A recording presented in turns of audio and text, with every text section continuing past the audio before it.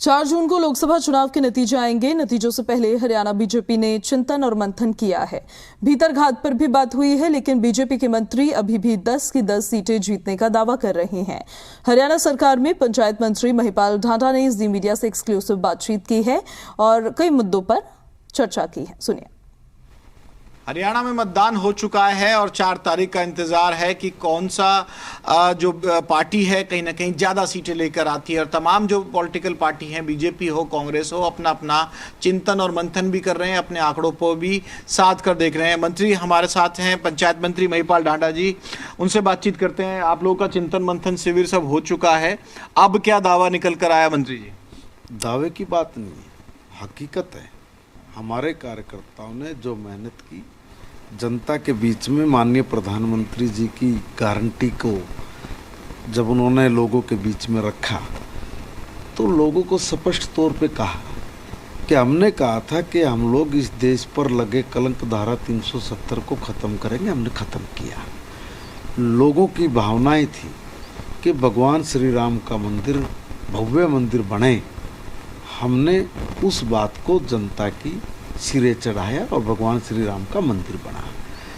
हमने कहा कि ट्रिपल तलाक, जिसमें हमारी मुस्लिम महिलाओं की ज़िंदगी एक नासूर बन गई थी, उसको समाप्त करना है। तो हमने ट्रिपल तलाक के कानून को भी ठीक किया। हमने जो कहा वो किया और लोगों ने इस बात को सही मान के भारतीय जनता पार्टी के कमल को खिलाया है। 10 की 10 सीटें हरियाणा में भारतीय जनता पार्टी जीत रही है। 10 की 10 जीत रही है। अब भी आप लोग कॉन्फिडेंट है? कोई भीतरघात की बात हो रही थी, कोई अधिकारियों को लेकर चर्चा आई? मनोहर लाल जी ने कहा, नायब सिंह सैनी साहब ने भी कहा, सीएम साहब ने भी कहा। देखिए, हमारी पार्टी कैडर बेस पार्टी है। हमारे यहाँ कोई भीतरघात वाली ऐसी बात, बड़ौली कह रहे हैं साफ तौर पर, कोई भीतरघात वाली बात नहीं है।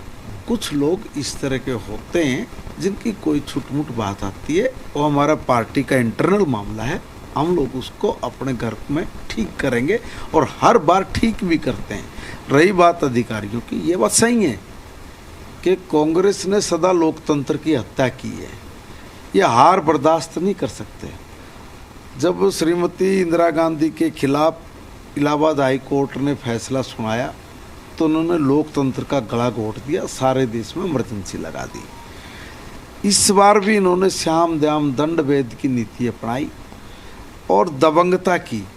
हमने चुनाव आयोग को स्पष्ट तौर पे कहा है कि इन लोगों ने जो गुंडागर्दी की है, जो दबंगाई की है और जो अपने सपनों की सरकार बनाना चाहते थे लोग, उनके सपनों को चुकनाचूर बूथ पे करने का प्रयास किया है।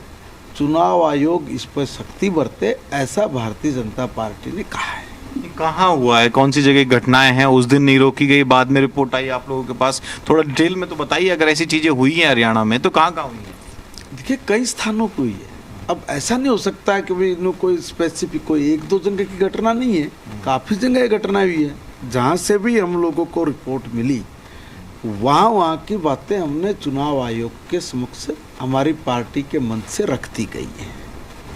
आगे का पूरा जो सरकार का कार्यकाल रहेगा उसको किस तरह से देखते हैं? आंकड़ों को लेकर कांग्रेस आप लोगों को घेरने का काम कर रही है और निर्दलीय एक दुखद घटना भी हुई, दौलताबाद साहब नहीं रहे, वो भी सरकार के पक्ष के एक निर्दलीय विधायक थे। तो जो घटनाक्रम अब बन रहा है उसके हिसाब से हरियाणा सरकार के पास पर्याप्त नंबर नहीं है और उसको विपक्ष बार बार उठाएगा। सेशन की बात भी है, बहुमत साबित करने को भी आप लोगों को लेकर चैलेंज किया जा रहा है बार बार। देखिए, कांग्रेस सिर्फ बोलती है, ये अंडोला बनाना जानते हैं। ये अंडोला बना रहे हैं और जनता इस अंडोले को ख़त्म करना जानती है। अगर इनके पास नंबर हैं तो आए, हमने तो कहा हुआ है, हम तो 24 घंटे तैयार हैं। हमारे पास जो बहुमत चाहिए उस बहुमत से भी ज़्यादा लोग हैं। कैसे हैं? वो अपने घर को संभालें। कैसे क्या है ना, कैसे का मतलब ही नहीं है। हमारी सरकार है, हम लोग आज भी सरकार में हैं, पूर्ण बहुमत के साथ हैं। आप जिन आंकड़ों की बात कर रहे हैं मैं उनसे पूछना चाह रहा हूं कि पहले वो दोनों दल अपने लोगों को तो संभालें, अपने लोगों की गिनती करके पूरी देना।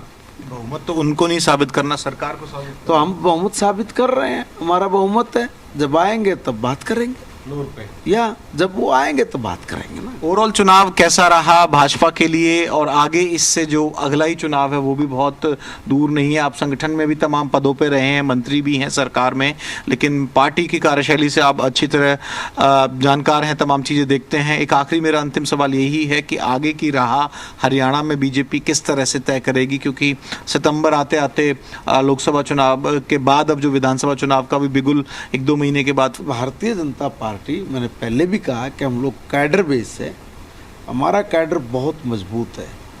जो लोग अपने जिला अध्यक्ष तक भी नहीं बना पाए, जिनका संगठन नाम की कोई चीज़ नहीं है, जिनके आपस में सिर्फ फुटबॉल होते हैं, जो लोग एक दूसरे की शक्ल देखना नहीं चाहते, ऐसे झुंड के साथ हमारी राजनीतिक चुनावी लड़ाई है और इसमें भाजपा फतेह होगी।